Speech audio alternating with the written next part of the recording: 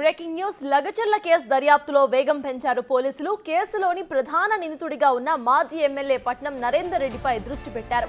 లగచర్లలో అధికారులపై దాడికి పట్నం నరేందర్ రెడ్డే కారణమని పోలీసులు ఒక నిర్ధారణకు వచ్చారు. ప్రజా అభిప్రాయ సేకరణ కోసం వచ్చే వారిని తరిమి కొట్టాలంటూ ప్రసంగించడం ద్వారా దాడికి పురిగొలిపారని పోలీసులు భావించారు. దీంతో ఆ ప్రసంగం విషయంపై నరేందర్ రెడ్డిని విచారించగా అది తన స్వరం కాదని ఎడిటింగ్ ద్వారా మార్చారని ఆయన పోలీసులకు వాంగ్మూలం ఇచ్చారు.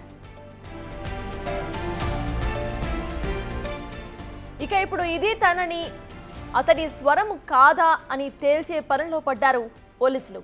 అసెంబ్లీ అతను మాట్లాడిన స్వర నమూనాలను సేకరించారు. అసెంబ్లీ రికార్డ్స్లను స్వర నమూనాలను లగచర్ల ప్రాంతంలో నిర్వహించిన సమావేశంలోని నమూనాలను ఫోరెన్సిక్ సైన్స్ ల్యాబొరేటరీస్కి పంపించారు. ఆ రెండు వీడియోస్ ఒకరివే అని నిర్ధారణ అయితే ఈ కేసులో నరేందర్ రెడ్డి మరిన్ని చిక్కుల్లో పడబోతున్నారు.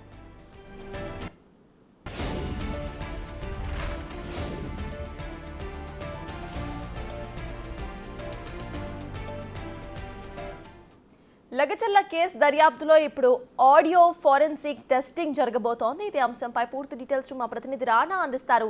రాణా, చెప్పండి, అసలు మాజీ ఎమ్మెల్యే పట్నం నరేందర్ రెడ్డి ఆ వ్యాఖ్యలు నేను చేసింది కాదు, ఆ ఆడియో అసలు నా గొంతే కాదు అంటూ కూడా ఆయన మాట్లాడే ప్రయత్నం అయితే చేశారు. దీన్ని ఎలా చూడాలి? అండ్ ఫోరెన్సిక్ టెస్ట్ ఎప్పటి వరకు వచ్చే అవకాశం ఉందనుకోవచ్చు?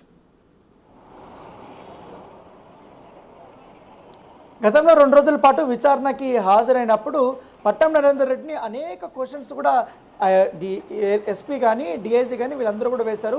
అలాగే దర్యాప్తు అధికారులు కూడా ఆయన్ని క్వశ్చన్ చేశారు. ఎందుకంటే ఈ లగచర్ల విషయానికి వచ్చినటువంటి దీంట్లో మీరు 1 మంత్కి ముందు ఎందుకు రైతులతో కానీ ఇతరులతో కానీ రెచ్చగొట్టే విధంగా మీరు మాట్లాడారు, దానికి సంబంధించిన వీడియో ఇది చూడండి అంటూ కూడా వాళ్ళు చూపెట్టినప్పుడు, ఎందుకంటే అప్పుడు సాక్ష్యంగా ఎస్పీ నారాయణ రెడ్డి కూడా అక్కడే ఉన్నాడు. సో ఆ వీడియోలో అతను కూడా ఉన్నాడు కాబట్టి ఆ వీడియో చూపించినప్పుడు నేపథ్యం కాబట్టి అయితే ఆ వీడియో నాదే కానీ దాంట్లో మాట్లాడినటువంటి వాయిస్ మాత్రం నాది కాదు, నేను ఎక్కడ కూడా రైతుల్ని రెచ్చగొట్టలేదు, కావాలని నా పైన మీరు నెపం వేస్తున్నారంటూ కూడా ఆయన చెప్పిన నేపథ్యంలో ఇదే అంశాన్ని కూడా ఆయన కోర్టులో కూడా ప్రస్తావించారు. అయితే అప్పటి నుంచి కూడా ఈ కేసులో కాస్త సందిగ్ధాన్ని కొనసాగింది. ఎందుకంటే సురేష్ ఓ పక్క అయితే తను ఒప్పుకున్నప్పటికీ కానీ పట్నం నరేందర్ రెడ్డి చేసినటువంటి సూచనల పేరుకే నేను ఎంత కూడా ఇంప్లిమెంట్ చేశారనేది కూడా అతను మొదటగా ఒప్పుకున్నాడు. తర్వాత అతను కూడా ప్లేట్ ఫిరాయించేశారు. అయితే వాళ్ళిద్దరికి సంబంధించిన సెల్ ఫోన్ అనేది కూడా చాలా ఇంపార్టెంట్గా ఉంది. ఎందుకంటే సురేష్ మాత్రం తన ఫోన్ని ఎక్కడో ఓఆర్ఆర్ పైన ఒక లారీ పైన పడేశాను, ముక్కలు చేసి పడేశాను, అది ఎక్కడికి పోయిందో కూడా నాకు తెలియదు అనేసి కూడా అతను వాంగ్మూలం ఇచ్చాడు.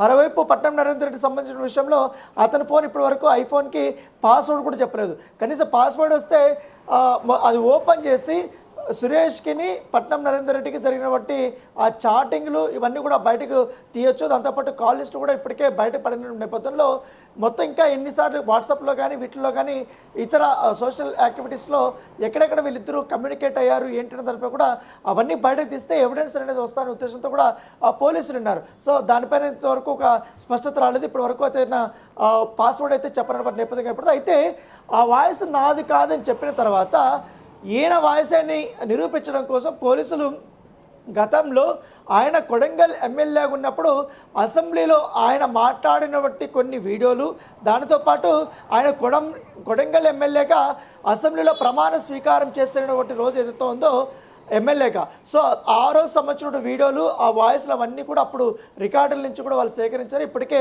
స్పీకర్ నుంచి కూడా పర్మిషన్ తీసుకుని అవన్నీ కూడా వాళ్ళు తీసుకున్నారు. సో దాదాపు దుద్యాల మండలంలో కేవలం ఒక్క ఊర్లోనే కాదు, దాదాపు 4-5 ప్రాంతాల్లో కూడా అతను ఇట్లాంటి మీటింగ్లు పెట్టేట్టుగా తెలుస్తుంది. అక్కడ లోకల్ వాళ్ళు కొంతమంది వీడియోలు కూడా తీశారు. ఆ వీడియోలు కూడా ఇప్పటికే పోలీసులు సేకరించారు. కాబట్టి ఆ వీడియోలో ఉన్న వాయిస్, అలాగే అసెంబ్లీ నుంచి సేకరించినటువంటి ఈ వీడియోల వాయిస్, ఆ రెండు కూడా ఇప్పటికే ఫోరెన్సిక్ డిపార్ట్మెంట్కి పంపించారు. ఆ ల్యాబ్ నుంచి కూడా ఇప్పుడు రిపోర్ట్ వస్తే ఒకవేళ కానీ నిర్ధారణ అయితే మాత్రం ఖచ్చితంగా చాలా గట్టిగానే ఈసారి పట్నం నరేందర్ రెడ్డి వైపు ఈ కేసు అనేది చుట్టుకోబోతుంది. అయితే ఇప్పుడు ఇంకా సందిగ్ధత వీడాలంటే ఆయన నుంచి కొన్ని సమాధానాలు రాబట్టాల్సినటువంటి అవసరం ఉంది. కాబట్టి ఇప్పుడు పోలీసులు కూడా పట్నం నరేందర్ రెడ్డిని మరొకసారి విచారణకు పిలవాలని యోచనలో ఉన్నట్టుగా మనకు సమాచారం అవుతుంది. ఇటీవలే జైలు నుంచి కూడా పట్నం నరేందర్ రెడ్డి ఆ షరతులతో కూడినటువంటి బెయిల్ మీద ఆయన రిలీజ్ అయ్యాడు. కాబట్టి మరొకసారి నోటీసులు ఇచ్చి ఆయన విచారణకు పిలిపిస్తే మొత్తం ఎంక్వైరీ చేయాలనే ఉద్దేశంతో వాళ్ళు కూడా ఉన్నట్టుగా తెలుస్తుంది. దాంతోపాటు ఈ కేసులో ఎవరైతే రైతులు కూడా కొంతమంది అప్పుడు వారి స్టేట్మెంట్లు ఇచ్చారు కాబట్టి ఆ స్టేట్మెంట్లు బేస్ చేసుకుని అలాగే సురేష్ ఇచ్చినటువంటి స్టేట్మెంట్ బేస్ చేసుకుని మరొకసారి ఆయన్ని క్వశ్చన్ చేయాలన్న ఉద్దేశంతో పోలీసులు ఉన్నారు. సో అతను మాత్రం కోర్టుల చుట్టూ వీటి చుట్టూ ఇంకా తిరుగుతున్నారు. పైగా కావాలని కొన్ని టెక్నికల్ సంబంధించిన అంశాలని తీసుకురావడం వల్ల ఈ దర్యాప్తుని ఆయన ఎక్కువగా డిలే చేసేందుకు ప్రయత్నిస్తున్నారంటూ కూడా పోలీసులు ఇప్పటికే కోర్టు దృష్టికి కూడా తీసుకెళ్లారు. సో ఎట్టి పరిస్థితుల్లోన ఆయన సంబంధించినటువంటి ఏదైతే ఇప్పుడు వాయిస్ సంబంధించినటువంటి ఒక నమూనాలు తీసుకున్నాం కాబట్టి ఆ రిపోర్ట్తో పాటు కోర్టు నుంచి ఈ పాస్పోర్ట్ చెప్పేందుకు పర్మిషన్ కావాలని కూడా వాళ్ళు అడుగుతున్నట్టుగా మనకు సమాచారం ఉంది. ఇవంతా కూడా ఇప్పుడు మరొకసారి ఆయన విచారణకు పిలిచిన తర్వాత ఇవన్నీ డీటెయిల్స్ వస్తాయి. మరొక వారం రోజుల్లో ఈ యొక్క ల్యాబ్ నుంచి కూడా రిపోర్ట్స్ వస్తాయి కాబట్టి అప్పుడు తదుపరిగా ఈ దర్యాప్తు అనేది ఎట్లా చేయాలి ఏంటనే దానిపై ఇంకా ఎంతమందిని క్వశ్చన్ చేయాలి, అలాగే పట్నం నరేందర్ రెడ్డి విషయంలో ఎలాంటి ముందు స్టెప్ వేయాలనే విషయం అనేది మనకు బయటపడుతుంది. Right, thank you Rana.